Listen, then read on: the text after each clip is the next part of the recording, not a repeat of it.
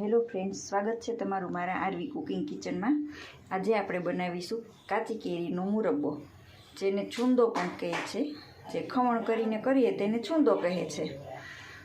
તો જો મેં 1 કિલો અને 300 ગ્રામ જેટલી કાચી કેરી લીધી હતી। તેને છાલ ઉતારી અને ખમણી અને રાખી છે બાઉલમાં। હવે આપણે તેના માટે ચાસણી લઈશું, જેને મેં બાફિયા વગર જ મુરબ્બો બનાવું છું।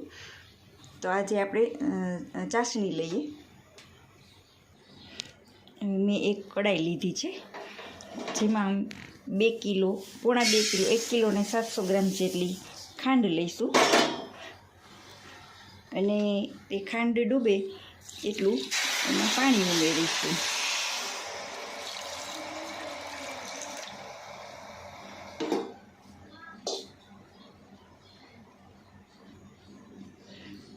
હવે તેને આપણે ધીમે ધીમે ચલાવીશું।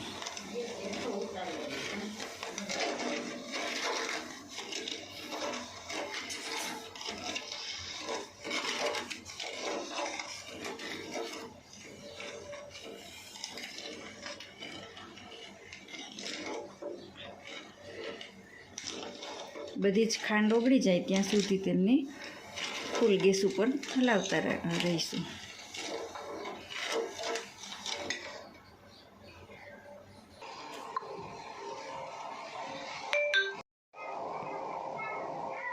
જો ફ્રેન્ડ્સ, હવે આપણી ખાંડ ઓગળી ગઈ છે।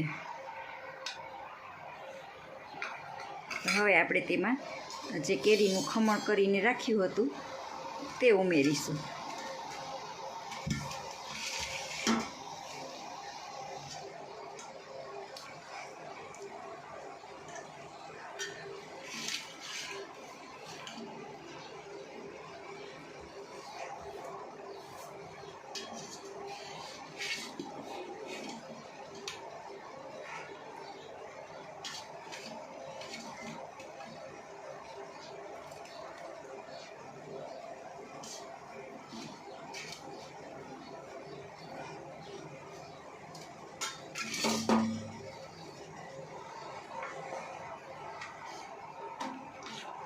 હવે આમાં લમ્સ ના રહે એ રીતે તેને ધીમે ધીમે ચલાવીશું, જ્યાં સુધીમાં ફૂલ ચાસણી આવે ત્યાં સુધીમાં આપણું ખમણ આમાં જ બફાઈ જાય છે।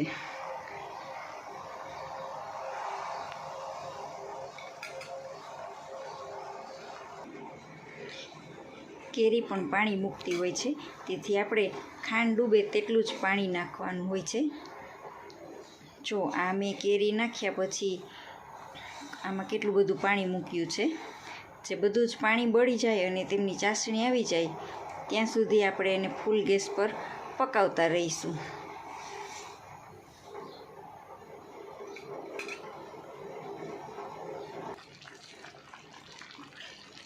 જો ફ્રેન્ડ્સ, આપણે જે બાફિયા વગરનો કરીએ છીએ તે એકદમ મસ્ત યલો કલર દેખાય છે।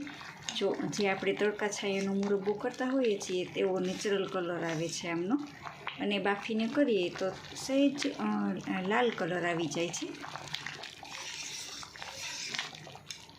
મસ્ત યલો કલર દેખાય છે। જો ને ચાસણી આવે ત્યાં સુધી આપણે આમ જ એને ફૂલ ગેસ ઉપર પકાવવાનું છે।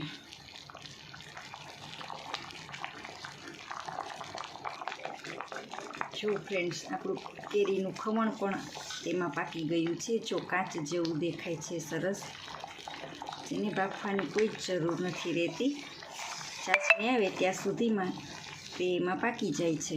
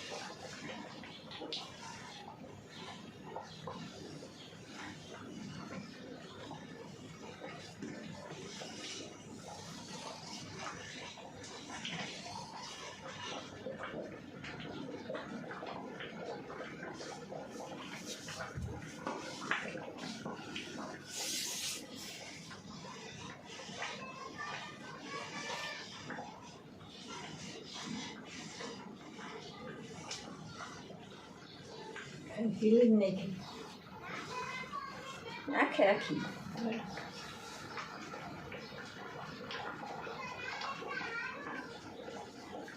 મોટાની પીઠી રેડ જેવી હતી પપ્પાને મને ઓછી દીધી હતા એ પણ અહીં લઈ આવે અહીં લઈ આવે હોત ક્યાંથી આપણે અટાણે લઈ આવે ને ભરીને વહી જાય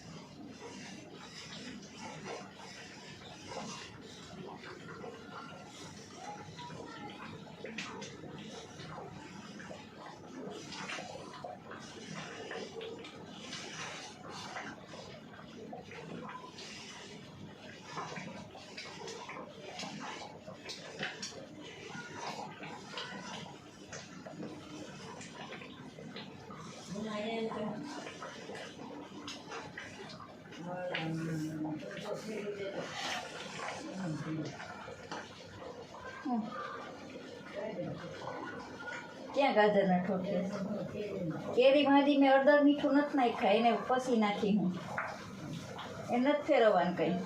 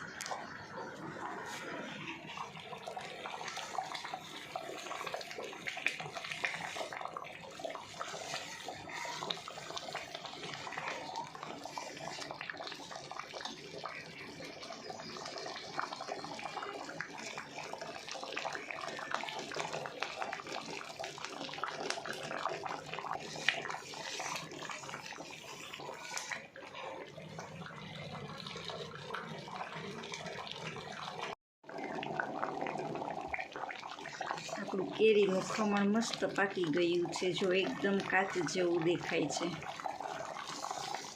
હજુ ચાસણી આવવાની થોડી અમથી વાર છે.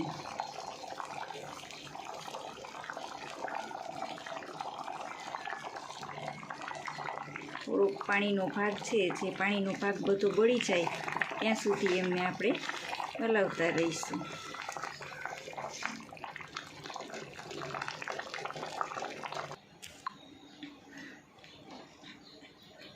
જો ફ્રેન્ડ્સ, આટલી થિકનેસ આવી જાય ત્યાં સુધી આપણે તેને ચલાવવાનું છે. અને આપણે એમ ચેક કરવું હોય તો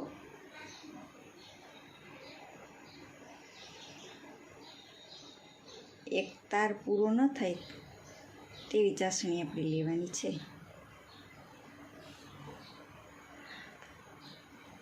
તો હવે આપણી ચાસણી બની ગઈ છે અને આપણે ગેસની ફ્લેમને બંધ કરી દઈશું.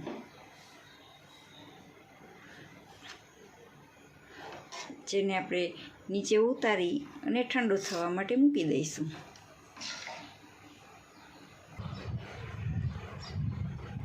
આ મુરબ્બાને ઠંડો થવા માટે મૂક્યો છે, જે થોડો ગરમ છે. તો તેમાં મેં 10થી 12 નંગ એલચીના દાણા પીસીને રાખ્યા છે, જે પાવડર આપણે એમાં મિક્સ કરી દઈશું. થોડું ગરમ હોય ત્યાં મિક્સ કરી દઈએ તો તેમાં તેમની સુગંધ બેસી જાય છે. એમાં તમને તજના પાવડરની સ્મેલ ગમતી હોય તો તમે તજ પાવડર પણ એડ કરી શકો છો. જે મારા ઘરમાં કોઈને પસંદ નથી એટલે હું તજનો પાવડર નથી નાખતી.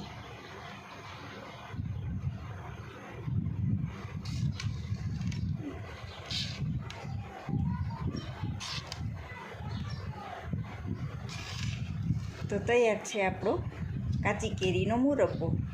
જે તડકા છાયાનો કરતા હોય છે તેવો જ મસ્ત યલો કલર છે અને જો આટલી થિકનેસ હોય છે તેમની.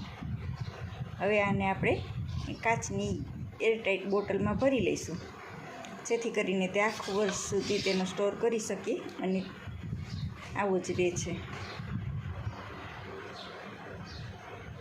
તમને અમારો વિડીયો પસંદ આવ્યો હોય તો લાઈક કરજો, શેર કરજો અને સબસ્ક્રાઈબ કરી દેજો, જેથી તમને અમારા અવનવા વિડીયા મળતા રહે.